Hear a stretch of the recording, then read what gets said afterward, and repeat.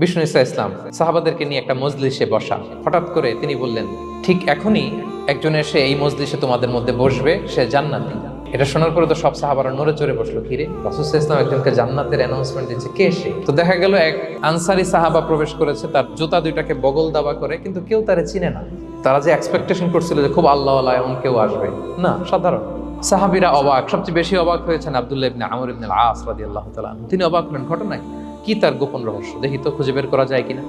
তিনি ওই সাহাবীর বাড়িতে গেলেন, যে তখন তিনি বললেন, তিনটা ভরা মজলিসে বিষ্ণু সাল্লাল্লাহু আলাইহি ওয়াসাল্লাম তোমাকে জান্নাতি বলে ঘোষণা দিয়েছে। আমি দেখতে চেয়েছি যে তুমি কি আমল করো।